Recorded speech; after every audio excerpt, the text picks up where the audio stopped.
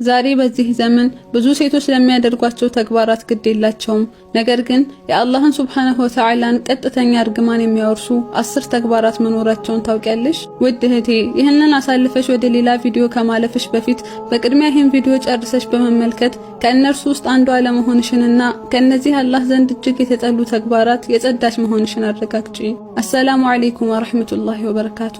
ውድና የተከበራችሁ እህቶች ዛሬ በዚህ ቪዲዮ በሰሂህ ሐዲሶች ላይ የሰፈሩ በቀጥታ የአላህን ሱብሓነሁ ወተዓላ እርግማን የሚያወርሱ 10 ተግባራትን እንመለከታለን። የመጀመሪያው አናሚሳት ወይንም ቅንድብን በመንጨትና በመንቀል የሚቀነደቡ ሰዎችና አልሙተነሚሳት ወይንም ቅንድባቸውን በመንቀልና በመንጨት የሚቀነደቡ ሴቶች ናቸው። ቡኻሪና ሙስሊም ላይ በተዘገበ ኢብኑ መስዑድ ረዲየላሁ ዐንሁ ባስተላለፈው ሰሂህ ሐዲስ ረሱላችን ሰለላሁ ዐለይሂ ወሰለም እንዲህ ይላሉ፣ ለዐነ አላሁ አልዋሺማት ወልሙተወሺማት ወናሚሳት ወልሙተነሚሳት ወልሙተፈልጃት ሊልሑስኒ አልሙገይራት ኸልቀላህ። አላሁ ሱብሓነሁ ወተዓላ ነቃሽንም ተነቃሽንም ቅንድብን የምትቀነድብንም ቅንድብን የምትቀነደብንም ጥርሳቸውን የሚሞርዱትን ለውበት ብለው የአላህን ፍጥረት የሚቀይሩትን ሁሉ ረግሟል ብለዋል። ሁለተኞቹ ከላይ ሐዲሱ ላይ እንደተቀመጠው አልዋሺማት ወይንም በሰውነት ላይ ንቅሳትን የሚነቅሱ ሴቶችና አልሙተወሺማት ወይንም በገዛ ፍቃዳቸው ሰውነታቸው ላይ ንቅሳትን የሚነቀሱ ሴቶች ናቸው።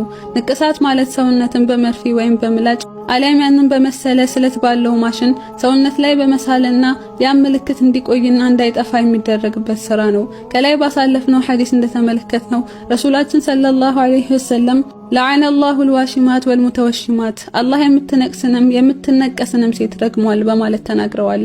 ሶስተኞቹ አልሙተፈልጃት። አተፈልጅ ማለት ለውበት ሲሉ ጥርሶች መሃል በማስሞረድ ጥርሶችን ቀጫጭን ለማድረግ የሚሰራ ስራ ነው። ረሱላችን ሰለላሁ ዐለይሂ ወሰለም የእነዚህን ሰዎች ሁኔታ ካነሱ በኋላ አልሙገይራት ኸልቀላህ የአላህን አፈጣጠር የሚቀይሩ በማለት አስከትለዋል።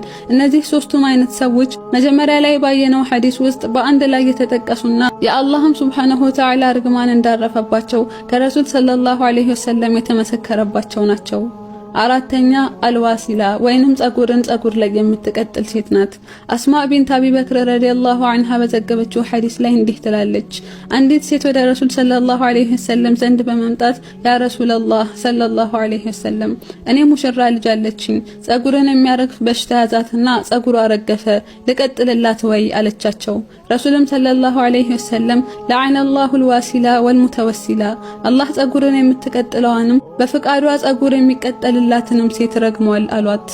አምስተኛ አልሙተሸቢሃቱ ቢርጃል ወይንም ከወንዶች ጋር የሚመሳሰሉ ሴቶች።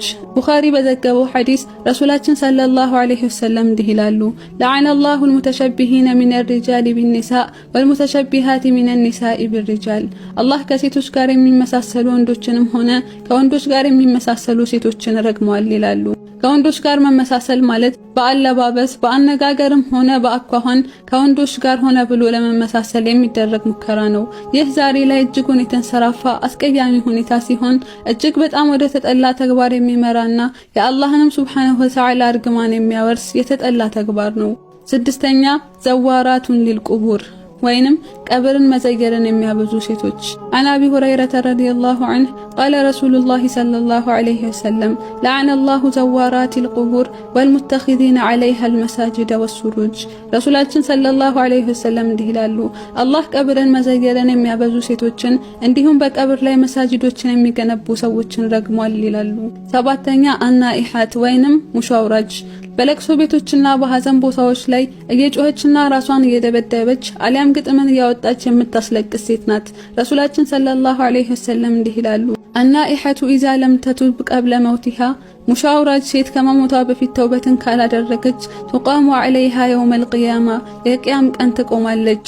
ዐለይሃ ሲርባሉን ሚን ቀጢራን በሷ ላይ ከሬንጅ የሆነ ቀሚስ ተደርጎባት ማለትም ጀሃነም ከመግባቷ በፊት ከሬንጅ የሆነ ቀሚስ ትለበሳለች። ወዲርኡን ሚን ጀረብ የቁምጥናን የቆዳ በሽታን የሚያስከትል የሆነን ኩታም ይደረብላታል። አላሁ ሱብሓነሁ ወተዓላ ሁላችንንም ከዚህ አስከፊ ቅጣትና ከዚህ አስቀያሚ ስራም እንዲጠብቀን እንጠይቀዋለን።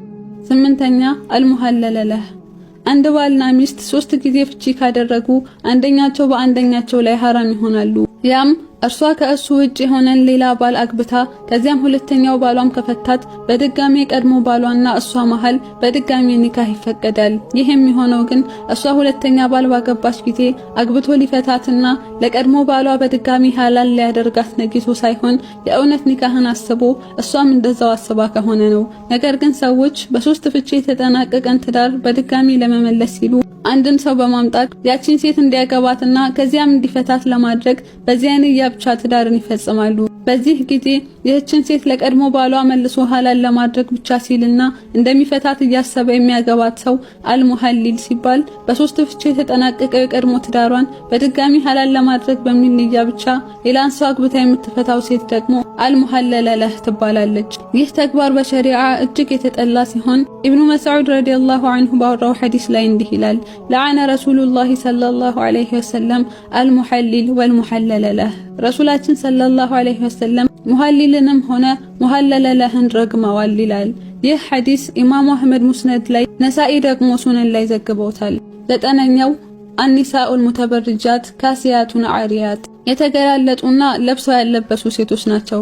ከአቢ ሁረይራ ረዲየላሁ ዐንሁ በተወራው ሐዲስ ረሱላችን ሰለላሁ ዐለይሂ ወሰለም እንዲህ ይላሉ፣ ሲንፋኑ ሚን አህሊ ናር ለም አራሁማ፣ ሁለት አይነት የእሳት ሰዎች አሉ በኔ ዘመን አላያቸውም ባሉበት ሐዲስ ውስጥ አንደኛዎቹን ሰዎች ሲያብራሩ ወኒሳኡን ካሲያቱን ዓሪያት ለብሰው ያለበሱ ሴቶች፣ ሙሚላቱን ማኢላት ተዘንብለው የሚያዘነብሉ የሆኑ፣ ሩኡሱሁነ ከአሲመቲል ቡኽቲል ማኢላ ራሶቻቸው ላይ እንደ ግመል ሻኛ ጉብ ያደረጉ የሆኑ፣ ላ የድኹልነል ጀነተ ወላ የጅድነ ሪሐሃ ጀነትን አይገቡም ሽታዋንም አያገኙም፣ ወኢነ ሪሐሃ ለዩጀዱ ሚን መሲረቲ ከዛ ወከዛ የጀነት ሽታ ከዚህ እዚያ የሚደርስ ከመሆኑ ጋር ይላሉ።